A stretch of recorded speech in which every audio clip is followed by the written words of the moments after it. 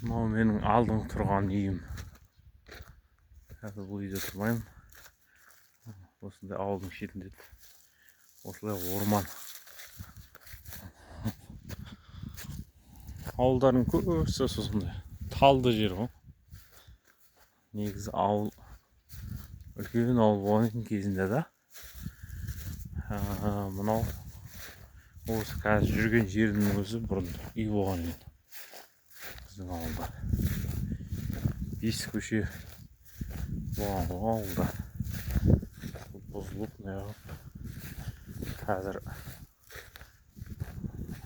үйлер толық емес ауылда. Қарасы ормандай. Осындай ормандар. Көбісі қысқа талдар. Өйткені көбісін өзім аралаған едім. Сол аралағанның сыртынан тағы шыға береді ғой. Араладың екен ау демейді ғой. Біз оңтүстікте бір талды кессең болды ғой. Орнына қайтып тал шығарамыз ғой.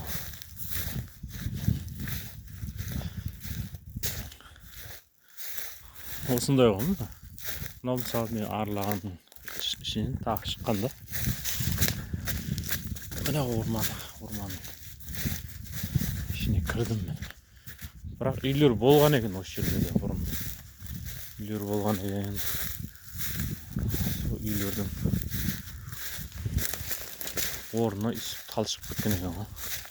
Жабайы болып. Адам жоқ болса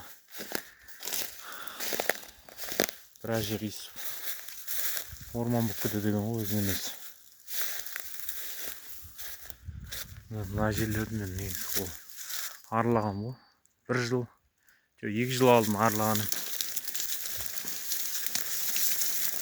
Осы қазір аралаған жерге ұқсап тұрған жоқ. Бірақ негізі қандай? Кішкентай болып тұр, иә? Тал орнына түсіп. Тағы 5-6 жылда қайтып орман болып кетеді ғой.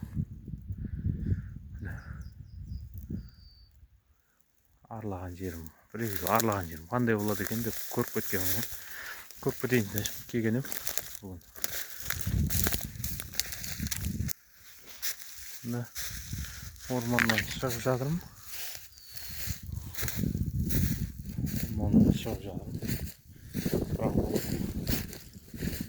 Орман бұрынғы ауылдың орнында тұр да.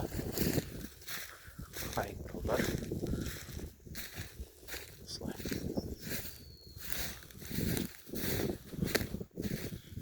Бұрынғы ауылдың 5-ші көшесі негізі мынау. 5-ші көшесі осылай болған. Ана жерден бастап кәдімгі жолы салынған жолы көрінеді. Мына жерден кәдімгі поляның жолы сияқты тұр ғой.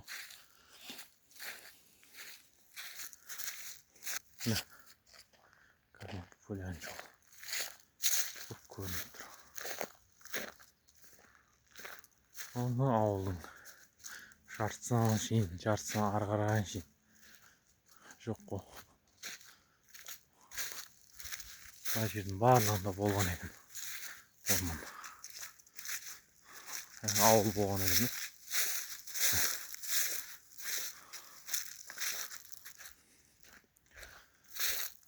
Сол союз тарағаннан кейін басқа ұлттың өкілдері барлығы тарихи отандарына көшіп кеткені бар. Қалаға көшіп кеткені бар. Үстіп орындар босап үстіп қалған екен. 5.000 теңгеден үйлерін сатып кеткендер бар дейді өзі. 5.000 теңгеде сол кездегі қомақты ақшалардың бірі ғой, бірақ 2000-нің ар жағындағы 90 жылдарда 5.000 теңгеден үйлерін сатып кеткен деп айтып жатады осы жердің халқы. Енді сол адам жүрмеген екен, көлік жүрмеген екен. Мына ненің өзіне, жолдың өзіне шөп шығып кеткен ғой. Негізі міне кәдімгі асфальт жол болған. Сондай.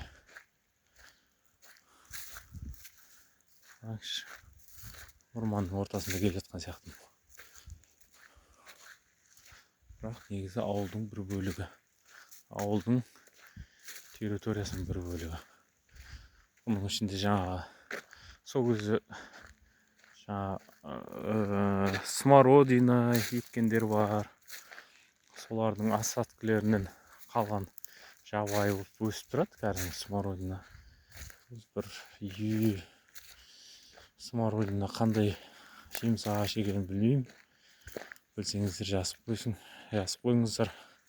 Біліп жүрек қазақша атауы. Сондай. Соларды теріп, бір шілде айының ортасынан бастап беріп банк жауып, жақсы әйтеуір қысқа азық жинап аламыз.